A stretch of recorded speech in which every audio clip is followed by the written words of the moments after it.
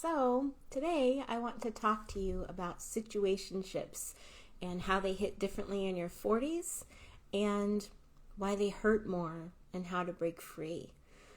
So if you've ever been in a situationship, then you know that it's like being in a relationship but without the security, right? And in your 40s, all of that hits really differently.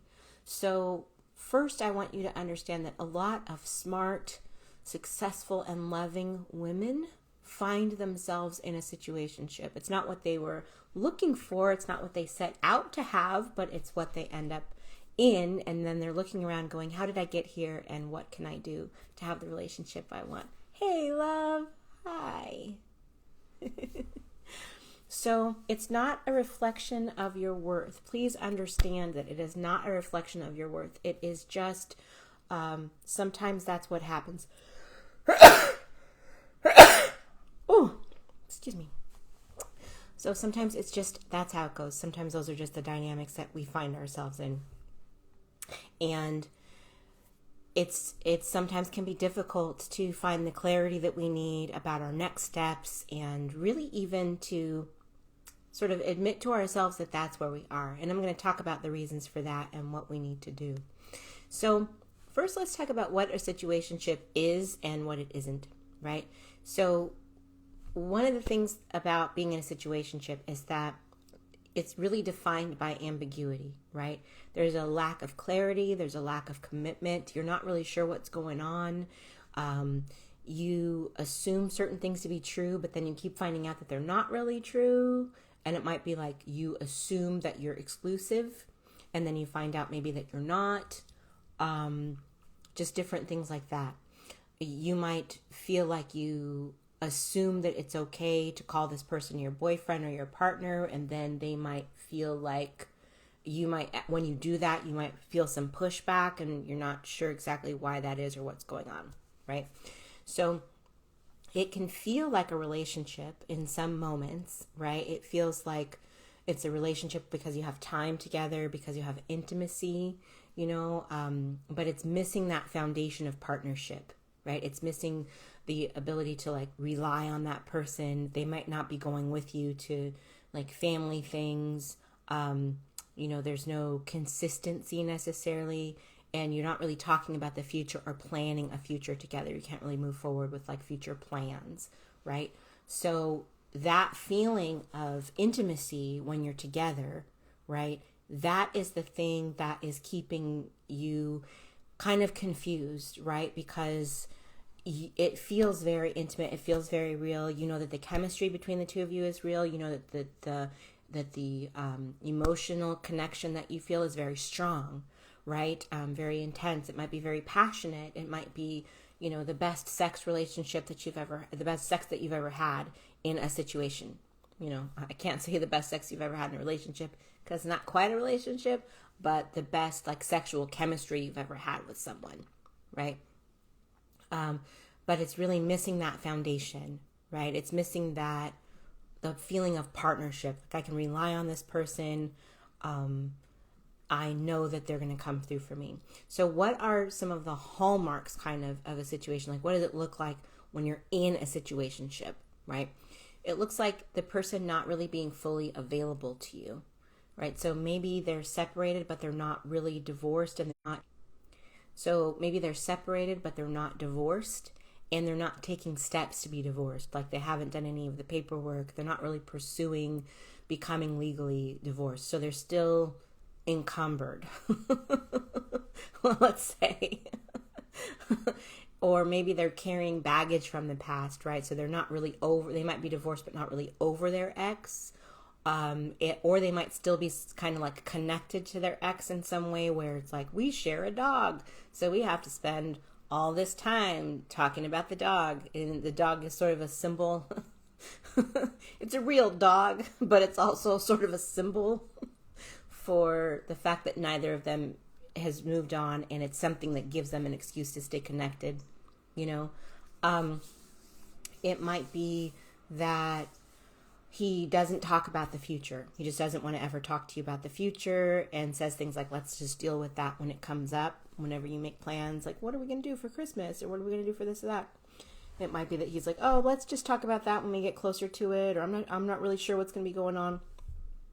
Doesn't really want to have any talk about the future. It might be, in the same vein, right? Plans don't really happen. So even when you do make plans, they stay really vague or they get canceled at the last minute. And it might be that the only plans that actually happen are like the last minute ones where it seems kind of spontaneous and romantic and we did this thing, and then you feel like, oh, this is so great and we're experiencing like the romance of the relationship and all that stuff, but then on a regular basis, regular plans you can't really make. It might be that you don't actually go on real dates, that you just spend most of your time together, like at his house or at your house, right? But you're not actually going out and doing things in the world as a couple, right? It might be that you're kind of invisible in each other's circles, right? So like he hasn't met any of your friends and family, you haven't really met any of his friends and family, so nobody really knows about you in his world. And in your world, you might be feeling like, you don't want to introduce him to people because you don't know how to introduce him to people, because he's not technically your boyfriend, so you're not really sure how to introduce him in a way that either that he's going to be okay with, right? Because the last thing you want is you're trying to introduce him to your friends and you're like, this is my boyfriend so-and-so, and he's like, well, I mean, boyfriend, kind of, that's really an embarrassing situation to be in, right? So you just avoid it entirely. You don't introduce him to your friends, he doesn't introduce you to his friends. So that's kind of a situationship thing, one of the things that you'll be feeling if you're in a situationship. And another thing is like the relationship doesn't progress. So you go through months and months and months and you're just still feeling the same. You're in the same place. Nothing has really changed. Your relationship hasn't really deepened, right? Some of the things people say when they're in a relationship are like, I've told myself to be patient, but every time he cancels at the last minute, a little part of me dies. Right? Another thing people say in situationship is like he says, I'm dealing with stuff, but that stuff has been for months and it's kept him from ever defining what we are. Right? So given all of those difficult characteristics, all of the difficult things about being in a situationship, why do so many women stay in situationships, especially in our 40s? One reason is because they might feel like comfort. It might be comfortable and they might feel like it's better than nothing. At least it's something, right? Another reason may be loneliness, because maybe it's a thing of like, at least there's companionship. It's soothing to have a companion. It's soothing to have someone that you can talk to before you go to sleep at night, someone that you can talk to when you wake up in the morning. I always think of like the important people in my life are the people that I want to call before I get on a plane, and the people that I want to call when I land to tell them I was okay. And they're the people that are going to be hearing, that are going to be waiting to hear back, that I'm okay, that I landed. Like those are the important people in my life that I matter to, right? Sometimes we have fears around scarcity. We have scarcity beliefs, and they keep us stuck in a situationship because we think, well, at least this is, something that is here. And what if no one else comes along, right? They might have that belief that says like, what if this is the best that I can have, or the best that I can have right now? Something like that, right? And sometimes if we're recovering from a divorce or recovering from a breakup, we might feel like, I want intimacy, I want connection, I want that soothing, I want to not be lonely, but I don't know if I quite believe in forever. And we want all of those lovely things, but we don't want the weight of commitment because we're still kind of healing, or we're not quite sure that this person is really all in anyway. Like we kind of almost seek out somebody who's not all in, because the weight of commitment means believing in forever again, and we're not sure that we want to do that if we've had our hearts broken or we're struggling through a really difficult divorce, right? So, and the biggest reason that a lot of women stay in situationships is hope, right? It's the hope that it might evolve into something real. And it's also that we don't have a lot of examples of healthy relationships to be able to see a healthy progression. So we're not sure that it's not normal. It takes us a while and to feel like, well, wait, is this normal? Is this like, shouldn't I, like, what is the normal timeline? Like, when should he be introducing me to his friends? When should he be introducing me to his family? We don't quite know what normal is because we have a lot of examples in our lives of people who are in weird relationships. So we're just not really sure what it should look like, right? And so that can be one of the reasons. And why is it especially hard to leave a situationship? One of the reasons is because that ambiguity that defines a relationship actually keeps you stuck, because there's like just enough intimacy to keep you invested. There's just enough of a sense of comfort to keep you invested, right? And sometimes it's because the highs feel so good that it kind of masks the lows. And if you get enough of those highs, then you stop thinking as much about the future, because you're just like, I'll stay in the present and I'll just enjoy what I'm experiencing right now, and that's fine. I'll stay in the moment. I'll live for now. I'll be in the present, all these kinds of things, and so we stop really thinking that the future is as important as it is. That is less so as we get older. In our 40s, we're not doing that quite as much because time means something different to us now. Time is a little bit more precious to us now, and we're more likely to wonder, at least, even if it's not bringing up the actual question, we're more likely to say, where is this going, if that conversation hasn't already been initiated, right? Another reason why it's really hard to leave is that we've invested so much time already. Some people are in situationships for years, and they're like, well, I've invested so much time, any day it could pay off, and then, what if I leave right before it was going to pay off? It can be something that we sometimes think. Sometimes we're just like upset with ourselves because we feel like, well, I've ignored all of these red flags, and, or we could be feeling a sense of shame, right? And shame makes it harder for us to leave because, we feel like, well, I'll get to the shame in a minute. But another reason that we stay is because, we feel like it's just going to be so hard to be alone again, and we just don't really want to go back to that. So now we can talk about the shame. So sometimes the shame is a bigger factor in our 40s than it is when we're a little bit younger, because in our 40s, we're like, I should know better by now.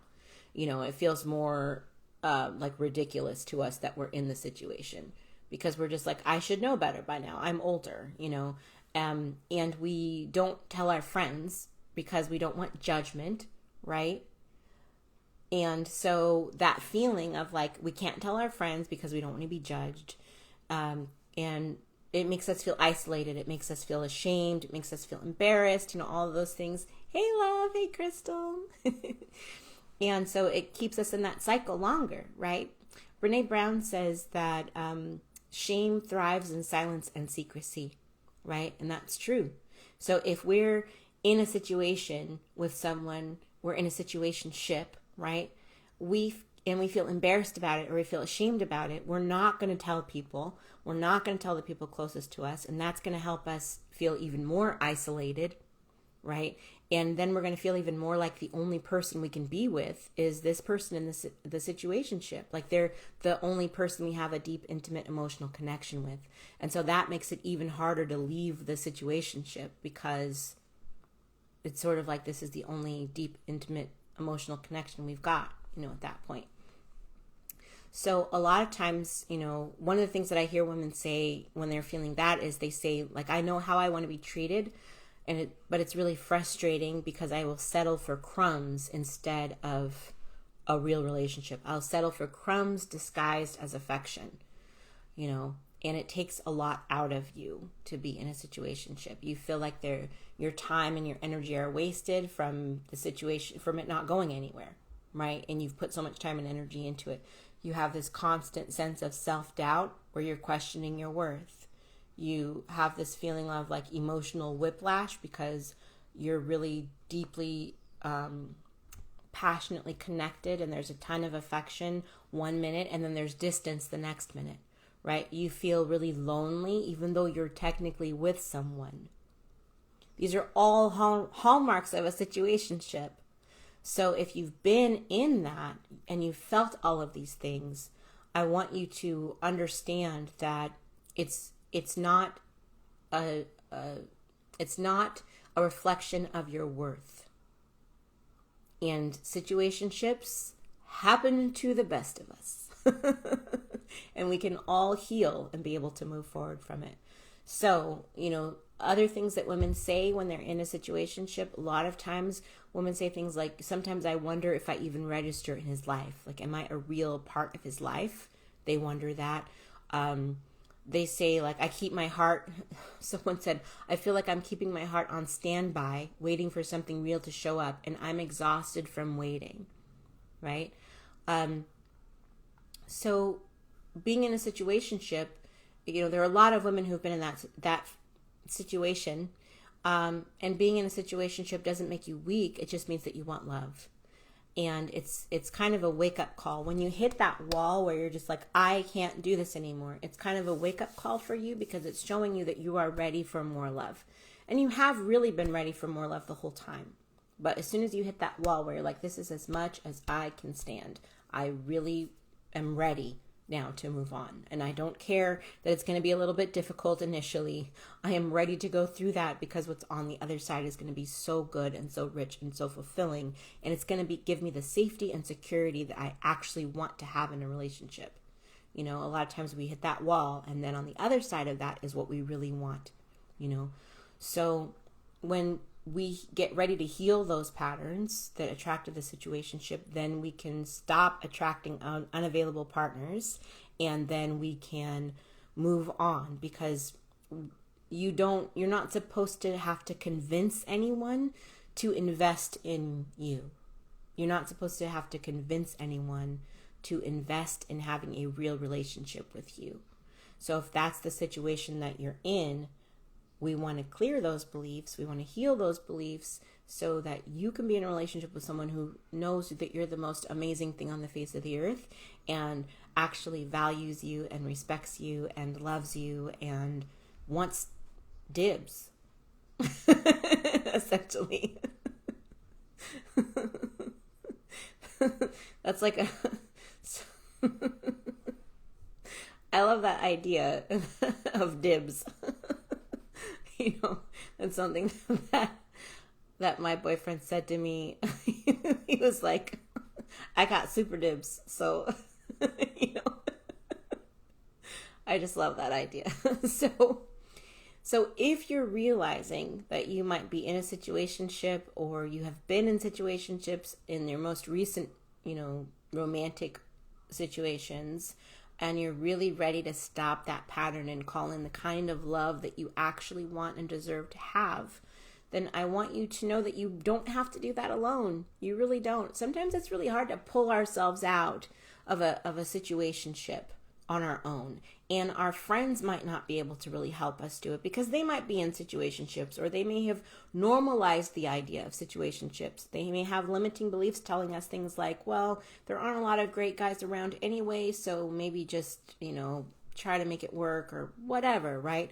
They can only help us as much as they can. They can't give us a vision they don't have for themselves, so sometimes we need to tag in some outside help.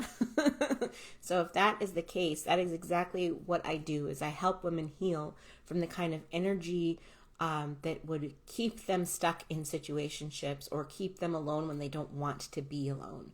That's exactly what I do. And you can actually start today by checking out the audio program, the audio healing program, in my bio up there.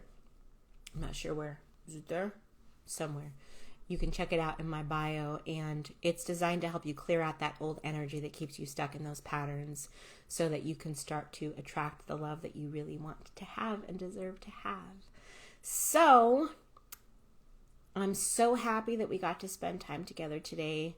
I can't wait to hear from you in the comments below. Please let me know if this was helpful for you, what you'd like to hear about next. Please like and follow, and I'll see you next time.